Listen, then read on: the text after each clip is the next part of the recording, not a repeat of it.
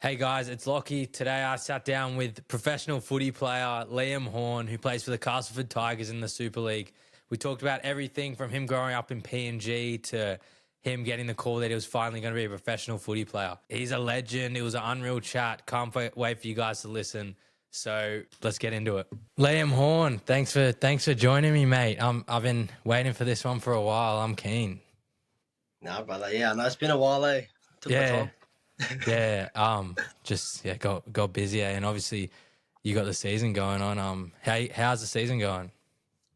Man, it's been a bit of an up and down season, eh? I think we're like third from the bottom, so it's been quite a tough season for us, and got two more games left now, so can't wait to get them out the way. And but we had a good win last week against Wakefield, who are a big nemesis to us. It was good to get a win against them for our fans and for the boys. Yeah, do the fans are all so keen over there, eh? Even when I watch it on TV and stuff, they're crazy, eh?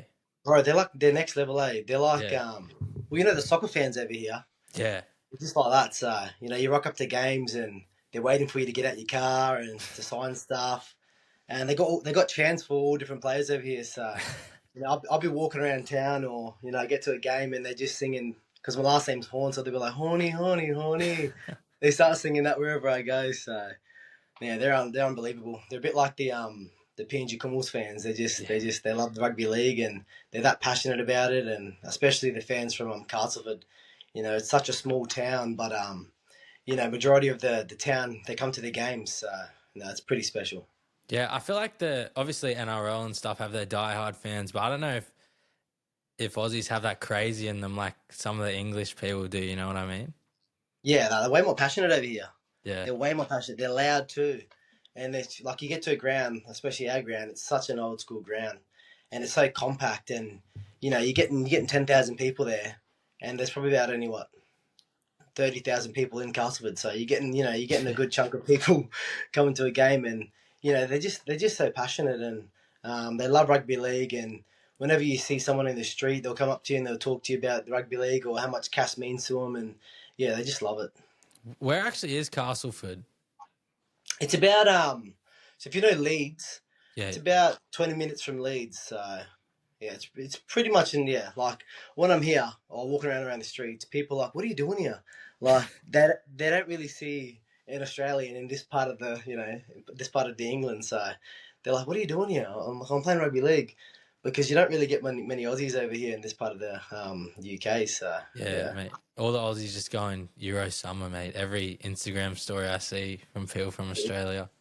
over in Ibiza and all that Yeah, stuff. far out. You were talking about PNG Kummels. You were born in PNG. Talk Yeah. to me about your experience growing up a little bit. Yeah, so I was born in Port Moresby, and then because my parents were working over there, my dad's an Aussie, so he was working over there in the gold mines, and my mum was working there too. So they had me over in PNG, and then we moved over to Brisbane, and yeah, lived there ever since.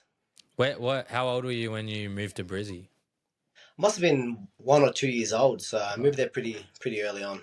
Oh yeah, so you weren't in PNG for too long. Nah, I wasn't in there for too long. Yeah. No. Did you ever go back like growing up or not really? Nah, actually, it took me about 20 years to go back. So I went back in 2019 for the first time. I took my missus back there and went back to the village. And I met a lot of my family members for the first time, and that was a pretty surreal moment. Especially going back to my village where my mum grew up, over in Hula there, and it's just being back over there. It was wild, eh? Like it was eye opening. It made me appreciate what I have in Australia a lot more. And no, I had some really good times over there going fishing, which was pretty cool because my village over there, they're all fishermen, so Oh they're all yeah. divers, and they go fishing for tuna and whatnot, and they go back and sell at the market, and you get people, international buyers, coming back to our village to buy fish and whatnot to go sell in their restaurants all around the world. So Oh, that's pretty cool. that's crazy. Do you feel like kind of still a bit at home there or not really?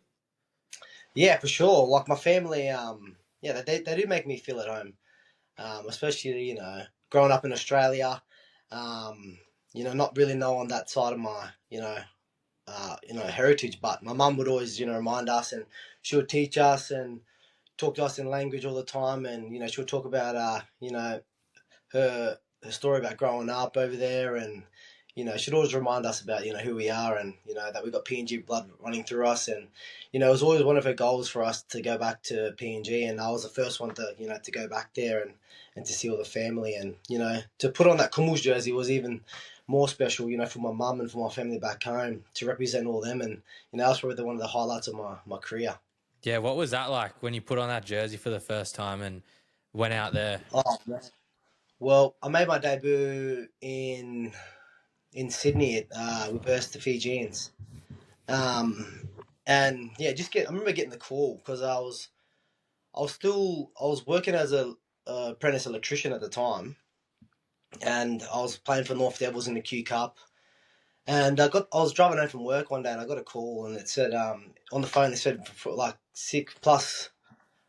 It said +675, which is the area code of Papua New Guinea. I was like, Oh, what's this here? What's going on here? Who's calling from PNG? One of the family or something? And then, I answered, and it was with the PNG coaches. And then they said, you know what, mate, we want to pick you for PNG. And, mate, I pulled the car over and I just started crying. Like, I was that happy because, growing up, that's all I wanted to do was play for the Kumuls.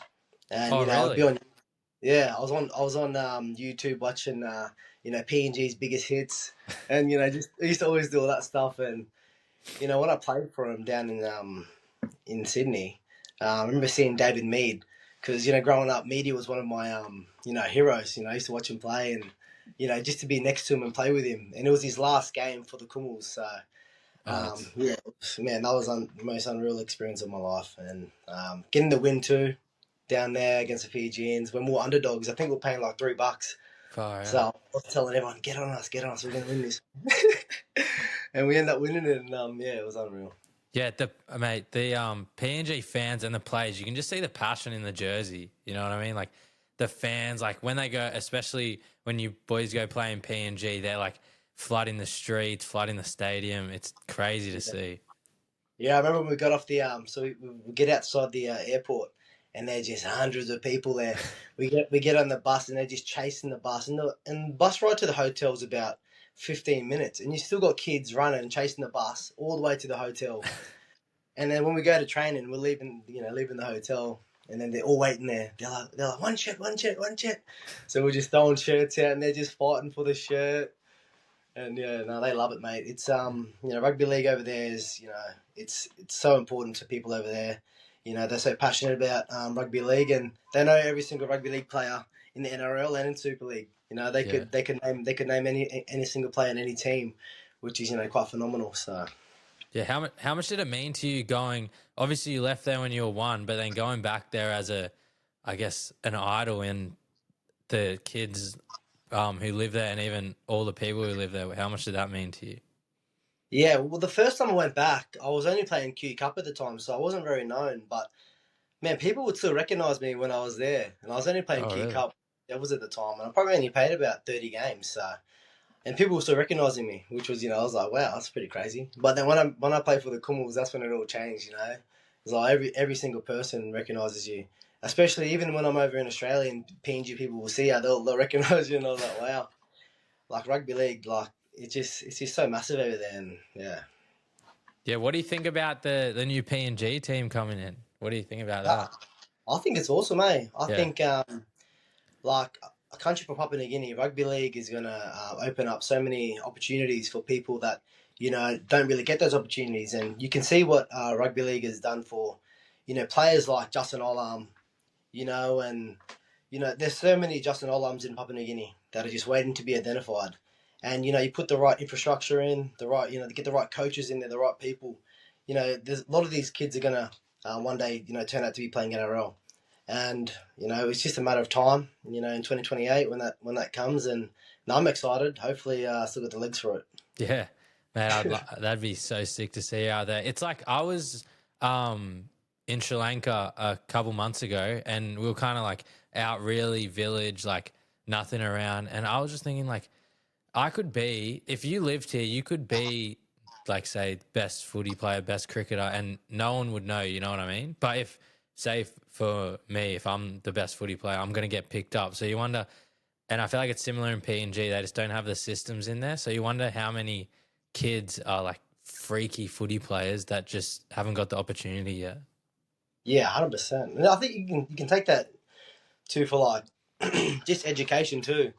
Like imagine how many doctors and lawyers and scientists that are out there that just don't get the education or get the opportunity. So this new rugby league team in PNG is going to give those opportunities to kids that maybe are living in poverty, and they're going to give them a new life, and that's going to one NRL contract or one Super League contract can literally change a family's life.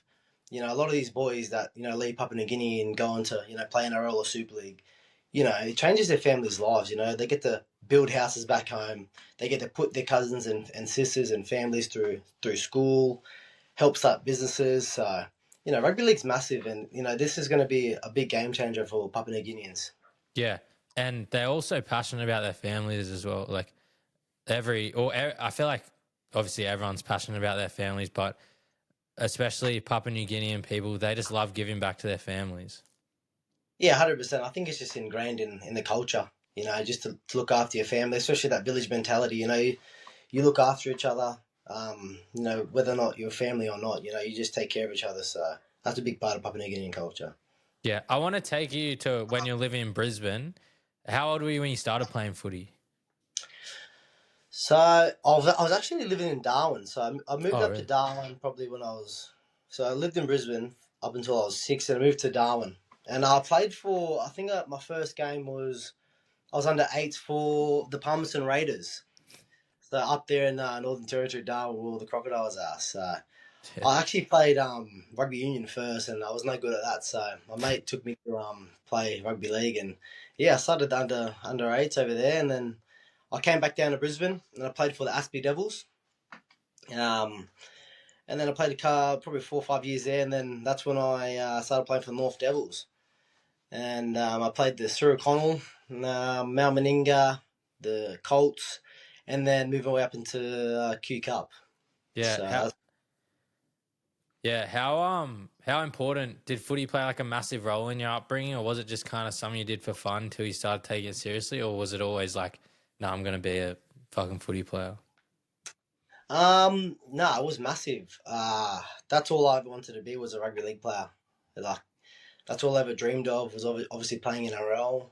And growing up, I never made any of those special teams like the state teams or anything like that.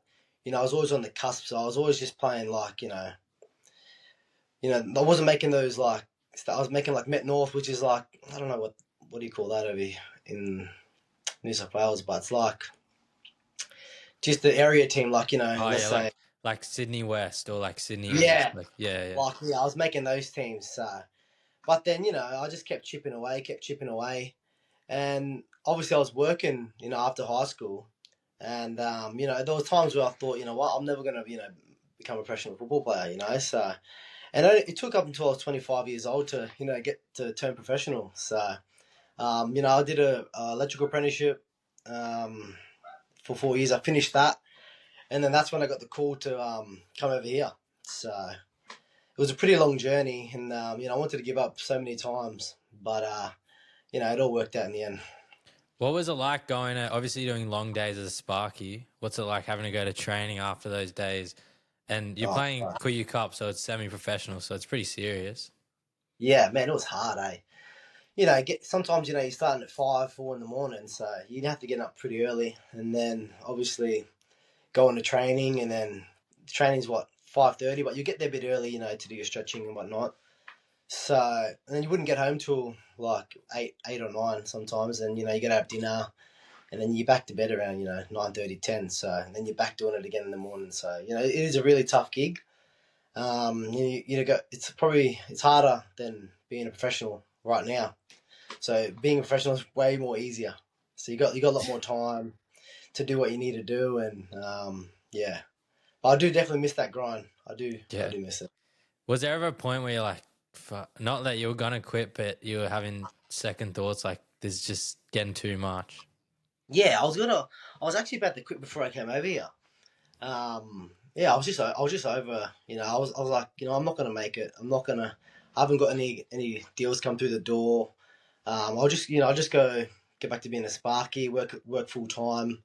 Because I was earning pretty good money as a sparky, and my body was just, well, yeah, it just wasn't coping. And I was like, what, miss, up to my missus, I was like, baby, I just don't want to do it anymore. And then, she told me to hang in there, and got the call, and yeah, lucky I did hang in there because I was that close to just giving it all away.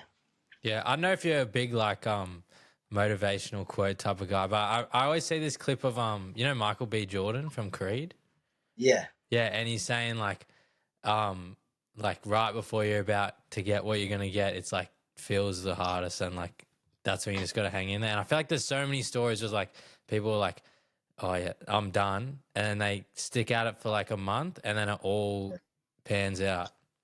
yeah, 100%. And I'd like sometimes I'd like, this is weird, but I would have like dreams of me like sitting in the shed, like just over my career, like sitting in the shed.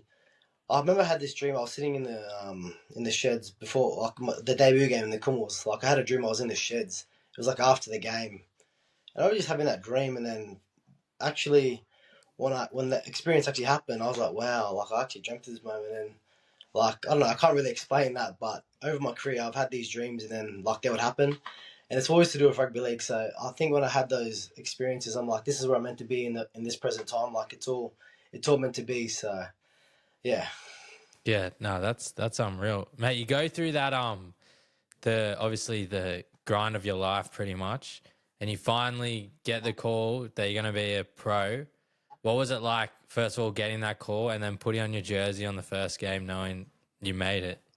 Yeah, I guess I'll tell a bit of a story for. I was actually working at a job, and I remember getting the call from my manager saying like it's all gone through. You're gonna be going over to England. And I remember I was that sick of work. I was sick of this boss was pissing me off. And I was like, I'm leaving. I packed all my tools up. I got in my car and I left. It was like 12 o'clock in the day. I'm getting out of here. I'm done. So I just packed up my gear and I just left the job site. And I think I flew to England the next week after that.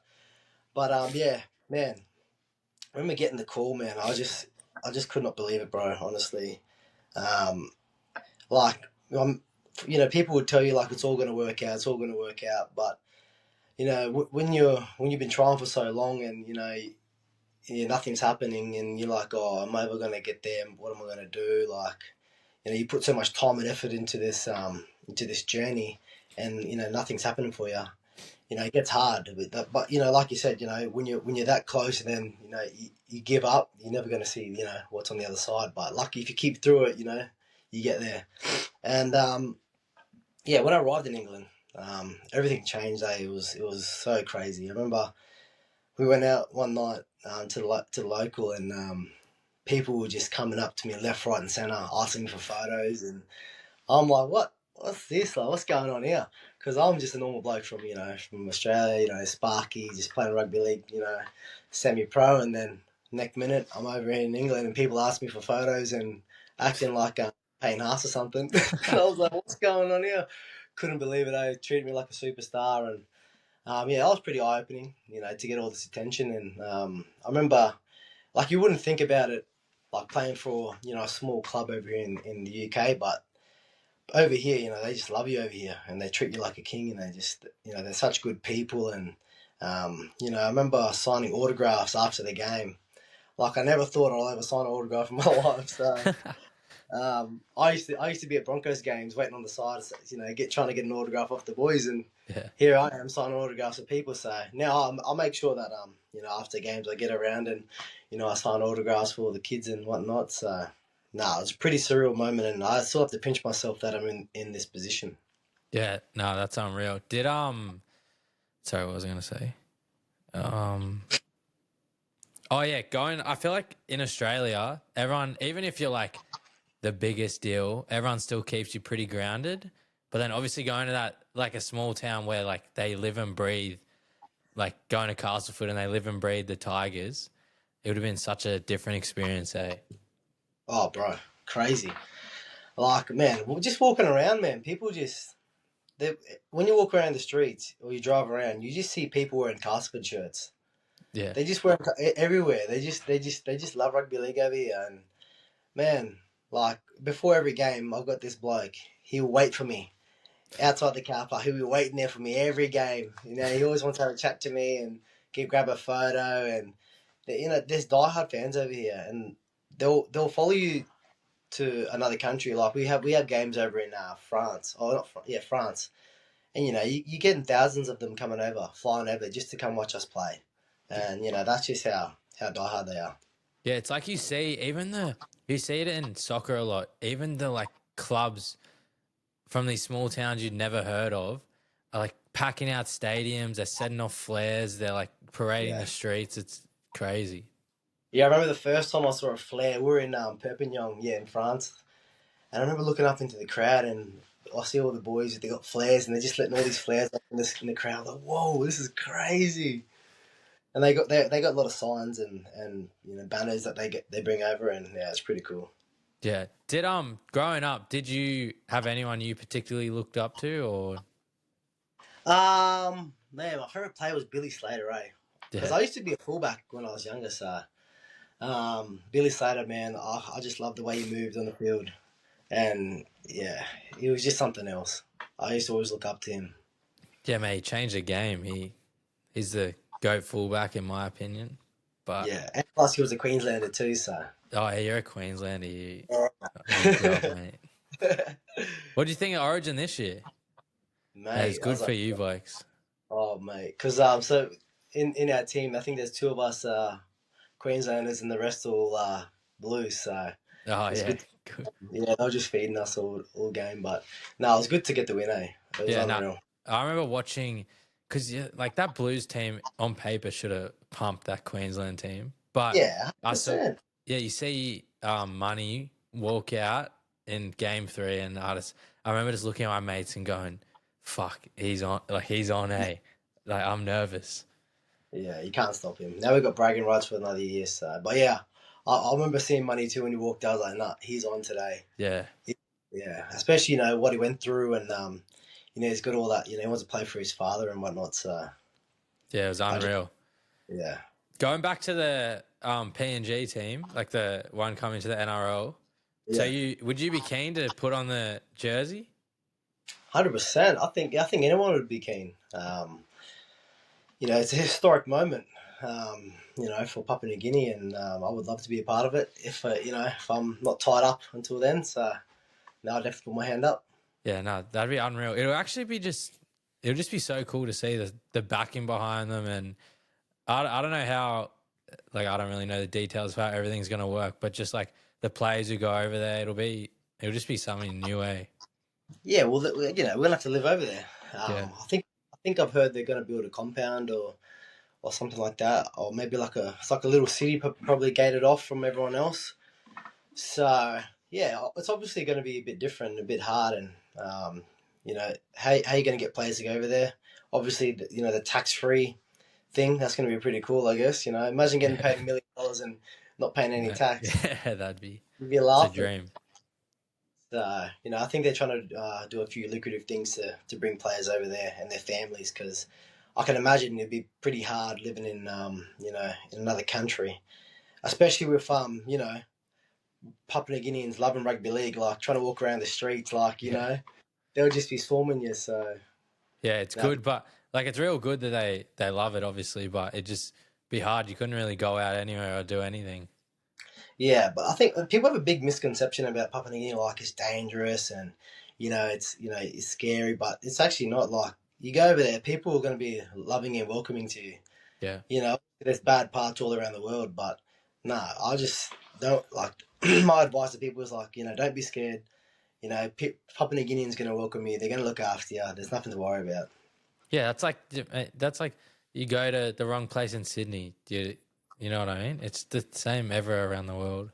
Yeah, that's right. What did your parents mean to you growing up, and how did they help shape you as a person and your footy career? Yeah, my parents were very they gave me a lot of freedom, growing up. Like they let me do whatever I wanted to do, whatever I wanted to follow. They would support me in doing that.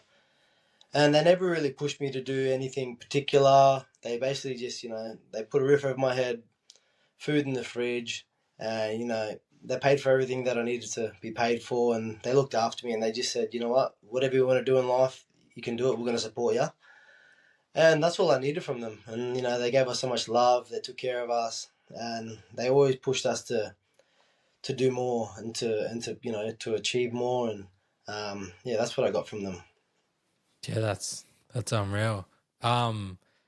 Did no, obviously, like when you got the call from the Tigers, you knew you were going to play professional footy. But was there a point growing up where it kind of turned from, oh, I'm just playing this for a bit of fun, to I can seriously make something of this? Yeah, I guess maybe because maybe after under 20s Colts for North Devils, I started playing BRL, which is like local rugby league in Brisbane. Yeah. And then I remember I played like a season there, and I remember I played like probably 6 games for Q Cup that year. And then I was supposed to play the BRL Grand Final. And then I remember getting a call the week out from the Queensland Cup head coach, Rowan Smith. He said, yeah, I want you to come play for, in the Grand Final. We're versing Wynnum in the Grand Final. And yeah, that really gave me a lot of confidence because we won that game against Wynnum. I think David Mead was on the wing. We had Nana McDonald playing for us. We had some big names. And yeah, I remember just playing that game and coming out of that game with a lot more confidence. And then after that year, I think I went on to play every single game the next year in Q Cup. And then just from those experiences, then we won that grand final that year too. And then just from those experiences and having a good year, it just gave me confidence. And then I think I got a Broncos preseason out of it, I think. One, maybe that after the second grand final, because we won back-to-back grand finals. Oh, really? Devils. And then, yeah, just playing all that year, I had a really good year. I got a lot of confidence out of it, and I was just started thinking to myself, like, wow, I might be a right player here. I'm getting a bit of traction here. And then, I got that Broncos preseason, and I come out of that just fit, strong. And then I had the best year that year. And that's when I moved to England halfway through that year, coming out of that preseason, because, man, that preseason was hard, man. Yeah, what was it like? Man, I got pushed to my limits, man. That was the hardest thing I've done in my life. And like that's where I saw what it actually takes to be a professional. Like, those blokes are just on another level. Like, their diet's on point, and their recovery, their everything is just on point. And that's what I took out of it, and that's what I take into my life now. So, yeah. Did you have any moment where it was like kind of a welcome to the big time moment, like someone sprayed you or something like that? I've copped a couple. I've copped a lot of sprays actually over the years, because being a hooker, Yeah. everyone wants the ball, so they're just spraying you non-stop. Man, I remember. I think it was we're versing Burley in I think a prelim to get into the grand final. And I remember I got the ball. I think it must have been the last tackle, and I've just ended up with the ball somehow. I don't know how, and I've just booted it, and it's gone dead. And I remember just I think the captain just looked at me and he just sprayed the hell out of me, and he's never sprayed me. He's the nicest bloke in the world. He's never sprayed me, but he's someone I always looked up to. And he's the nicest bloke, and he just gave me the biggest spray ever, and I was just like, oh my day. Like, Yeah, I've done something wrong when the nicest bloke on the field is spraying you. yeah. Yeah, I've copped some Yeah. bad ones over the years. Some of them I can't say on here. Yeah. Oh, yeah, that's fair enough. Now, I've heard a few stories, and some of them aren't pretty. But like the Moses one the other week against Talon De Silva. Did you Oh, see that? yeah. Yeah. Yeah, that was funny. Yeah, that was But, man, funny. I cop sprays more from the bloody fans. Oh, really? Opposition fans, they give it to me, Yeah, they I wouldn't. remember I was at one game, and I was on the sideline warming up, and I remember this bloke just yelled out "pineapple head" to me, because I used to have like a bit of afro here. He yelled out "pineapple head," and I was like, "What?" I was just laughing. I couldn't believe it. You ever go back or you just laugh? No, I just laugh, mate. I just laugh. So obviously there's like millions of kids all over the world trying to be footy players, trying to be professional athletes. Why did Liam Horne make it and cut away from the crowd? I think I just never gave up. I never gave up. I just kept going. I always worked hard in the gym, on the field. I always did more. I was doing extras, and I just never gave up. I just kept going. I kept chipping away. I just kept chipping until it worked out. And I'm still chipping away. I never stop. You never stop learning. You never stop growing. You never know what's next. You just got to keep chipping away, and your path. You create your own path, and whatever's meant to happen for you is going to happen. Was there was there something that pushed you, like something in the back of your head, or a reason growing up, or was it just always in you? I guess it was always in me. Like I've always wanted to. My passion was always rugby league, and I've always wanted to do rugby league as a job. And it is honestly the best job in the world. To do what you love and to get paid for it. We get paid to go lift weights. We get paid to get fit and healthy. Like there's no better job than that. And I'm so lucky and grateful to be in this position that I'm in at the moment. And yeah, I think it's always just been within me to always push and to work hard, and it's always been ingrained. Especially growing up. Both my parents are hard workers, and just seeing the sacrifices they made me be the person I am today. Did you have any coaches or anything that really like believed in you and got you going? Yeah, Roland Smith was the most influential coach I've had in my life. He's the coach that transitioned me from I was playing in the halves and centre to a hooker. So, and I remember the first conversation I had with him back when I must have been 18 years old. I walked into his office and he said to me, where do you want to be in the next 5 years? And I said, I want to be playing professional rugby league. And he said, and I said, oh, how do I get there? And he said, self belief. He said, you got to believe in yourself. You got to believe in your ability. And I don't really like back myself or really use self belief to its full potential. But when I did really back myself and back my ability, that's when everything changed for me. And yeah, it's crazy what self belief can do to a person. Like it can really change your life. Yeah, I know you talk about self belief, but what did you actually put into like play so you could believe in yourself? You know what I mean? Because it's easy to say like, "Oh, I just believed in myself," but what did you actually do so you believed it? Yeah, I think I just took those chances. Like there's some in a game. Some people are too scared to do certain things because they don't want to fuck up. You know what I mean? But I would be. I'm not scared to fail. I'll do that chip and chase. Or I'll take that. I'll take that short side. I'm willing to take those risks with that. And you might cop a spray or two, or you might get in trouble after the game. But you got to be prepared to fail, and you got to back your ability. If you believe you can do something, you believe you can score that try. You know, do it. Yeah, was it like an instant thing? Like, okay, I can do this, or was it like kind of proving to yourself day after day that you could believe in yourself? No, I think proving to yourself day after day. It doesn't happen all at once. You've got to. It took years for me to really start believing in myself because as a footy player, like you doubt yourself a lot. You doubt your ability. You doubt, oh, am I good enough? Am I up to it? And it starts at training. Building that confidence throughout the week. You know, chipping away at the fundamentals. Your passing, your catching, all those little things. Like they're the fundamentals that really matter. And some players don't do that enough. But that's the bread and butter of rugby league is catch and pass. Or even playing the ball. You see a lot of people. You're playing the ball and they fuck it up. So Did you do you have any game day routines? Like anything that keeps you sane, I guess? Or do you get nervous before the games? no, I don't really. I'm pretty chill. Like I'll sleep into if I got a game at 8 o'clock in the at night, I'll be sleeping until 10. Like I'm real chill on game day. Like I just wake up whenever I want, play a bit of COD, like go for a walk. Like I'm just real chill. But probably I've got like a little certain playlist that I listen to, like for a game. Yeah. That's a bit of 50 Cent, bit of and a bit of PNG music mixed in there with my like my mum's village. So I'm like I mix it up a bit, but I got to listen to like these certain songs, like these certain gangster rap songs, and then I Yeah. listen to the PNG music at the end, which is a bit weird. But yeah, I don't really got a game day routine at all. But yeah, I do get nervous before games. You get get butterflies in your stomach. And the worst it's ever been was my debut against Kumals. I remember, like, I thought I was about to have an anxiety attack. I was freaking out. My hands were sweating.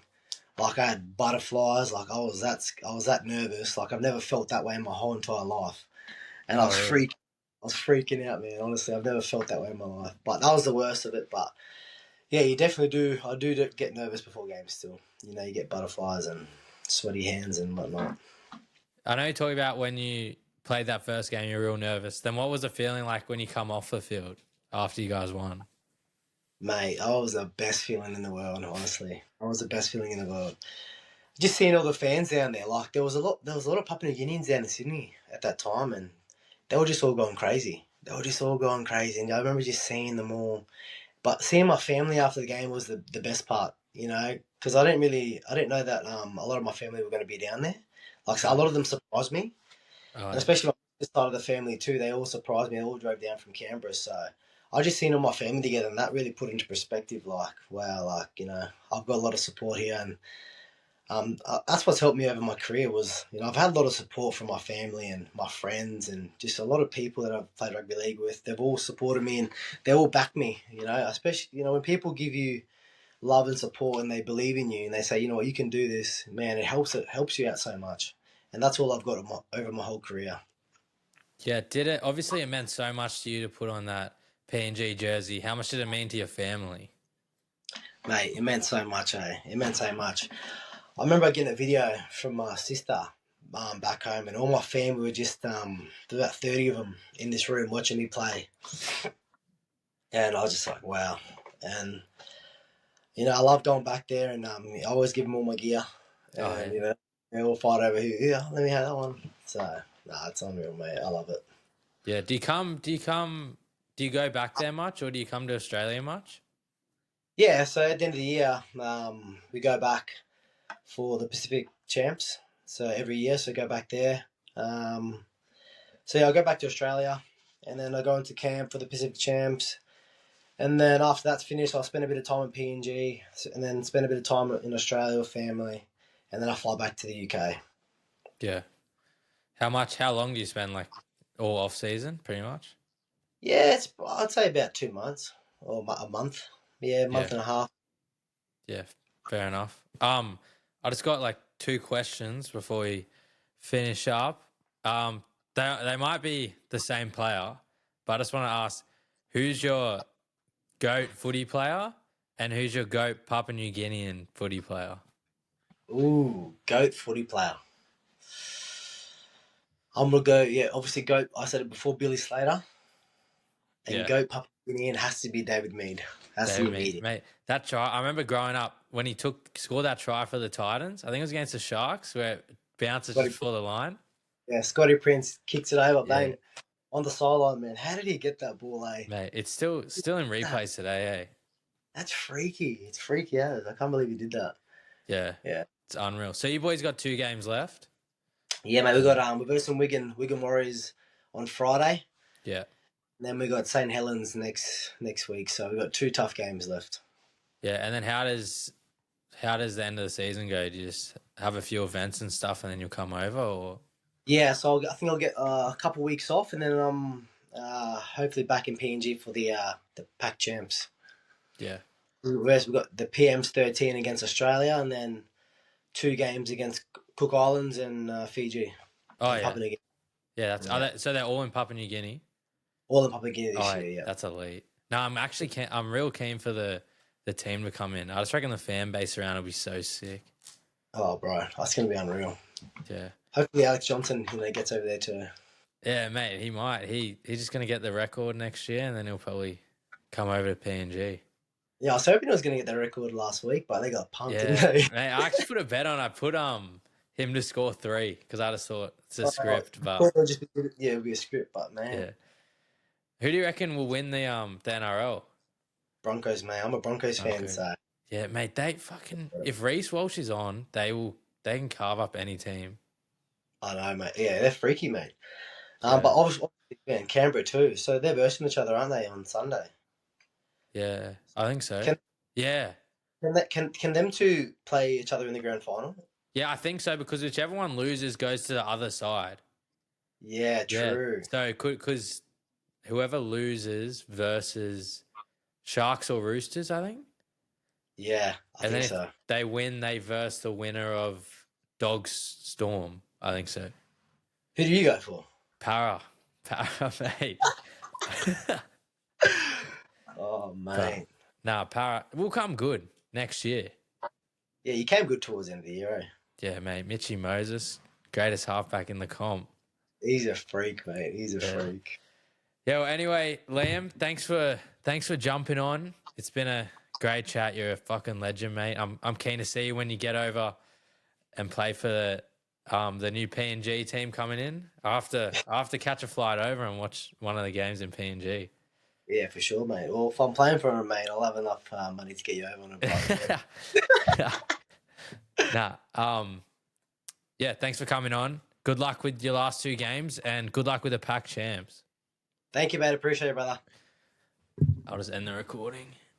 Let's go. Man, that was a gun episode. That was like 41 minutes. Went pretty quick. Let's go. Where did you chuck it up?